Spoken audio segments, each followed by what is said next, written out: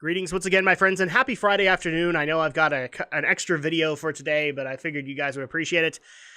The main reason that I put in an extra one is not only because I had finished up Resident Evil 7, but also knew that it would take a while for me to get to Iron Fist.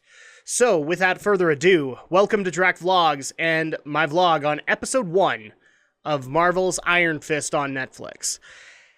So, people might already know that a lot of the reviews out right now are not very favorable towards Iron Fist, saying it's the weakest of the Marvel Netflix series.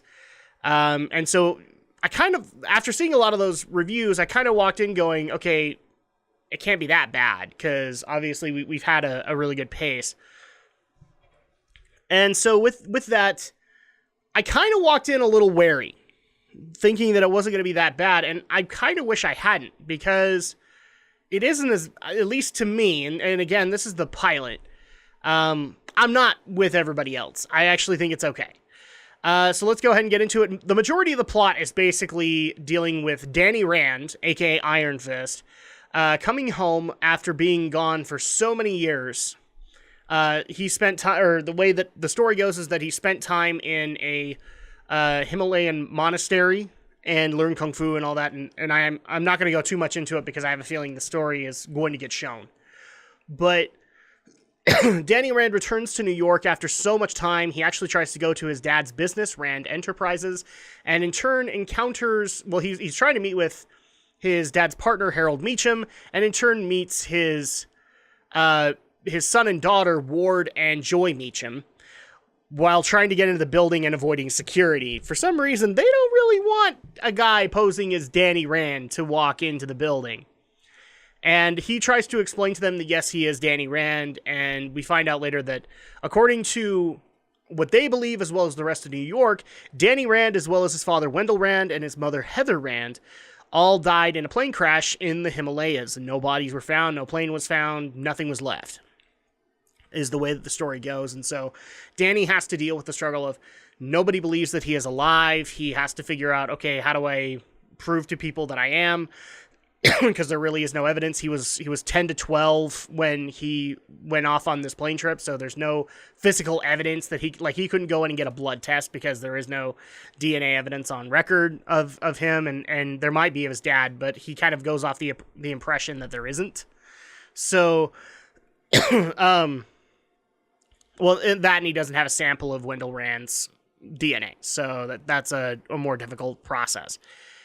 Anyway, so a majority of the plot is dealing with Danny coming back to New York, finding out that he can't really get access to where he used to live, Rand Enterprises, the two that he considered friends, which were Ward and Joy, although Ward not so much. We find out Ward's kind of a dick, and he continued to be so even in his adult life. And so he tries very hard to be able to prove to people that he is Danny Rand, but at the same time kind of establishing himself in New York.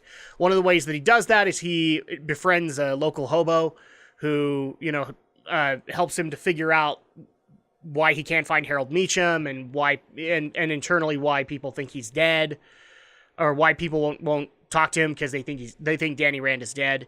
And also he meets up with, I think her name was Colleen Wing.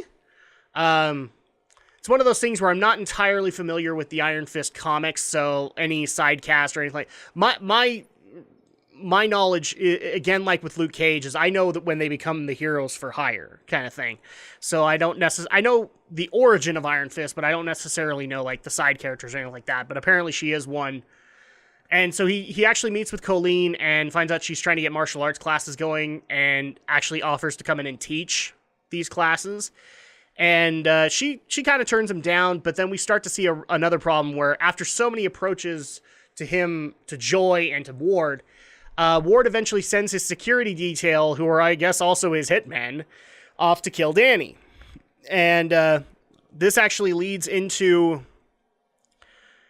Danny trying to confront Joy about the fact Ward tried to kill him, and in turn getting drugged and hauled off to an insane asylum. Because the biggest problem that Ward and Joy have is that this guy is posing as Danny Rand, and therefore trying to get the only person in Rand Enterprises that has a 51% share of the stock, and therefore could lead the company. So you see that obvious problem there. The other problem we also see was with Ward, because he's holding a secret back from his daughter. In fact, his father, who was supposed to have died at age 41, is still very much alive and in a very secret hideout kind of thing. And he actually goes to meet with him and talks to Harold about the Danny Rand situation, whether or not it actually is Danny. And the episode just kind of ends in the insane asylum, him being constantly drugged. My thoughts initially about this pilot were, I don't necessarily have the most expectations, and I never have with either Daredevil, Luke Cage, or Jessica Jones. And this is the same case. I think it's a good concept. I think it tries to tell at least a story that does make sense. Danny's been gone for a long time. He's been presumed dead. I actually, this is one of those things that I think was a misstep in Batman Begins, where, Bruce Wayne is presumed dead, and then all of a sudden he just comes back to life, and nobody ever questions that. This one actually says, no, this kid's been dead for 10 to 12 years. We're going to question this. It doesn't make a whole lot of sense for a guy to come out of the blue and claim himself to be Danny Rand. So I do like the concept of it. The performance from Finn Jones as Danny Rand, I'm liking, but I will admit in the pilot there isn't a whole lot to go off of. So I'm looking forward to seeing what he does in later episodes. But overall, I'm not necessarily complaining like everybody else is. I don't think it was as bad as people are making it out to be. If the series is, then fine. I'll say that as we go along. But I don't necessarily hate it. I'd recommend it to people. In fact, this is considering that Daredevil, Jessica Jones, and Luke Cage all pretty much started on some heavy subjects. Started off either bloody or, in Jessica Jones' case, starting off with trying to introduce what Kilgrave makes people do. This is pretty light compared to those, so I could actually recommend it to a few more friends as well as to other people who weren't necessarily looking for such an emotional ride. But again, this is episode 1, so I don't know if it's necessarily going to stay that way. And that's going to go ahead and do it for my vlog on episode 1 of Iron Fist. I will obviously be back next week with 2 more episodes, and we'll just continue on with that until we hit the end of the season. Thank you guys so much for watching. If you guys are interested or if you have your own opinions, feel free to leave a comment below. Continue to like, comment, and subscribe on these videos. I do appreciate the feedback as well as you guys' continued support to my channel. I always do appreciate it. And of course, I will see you guys on Monday for the next video.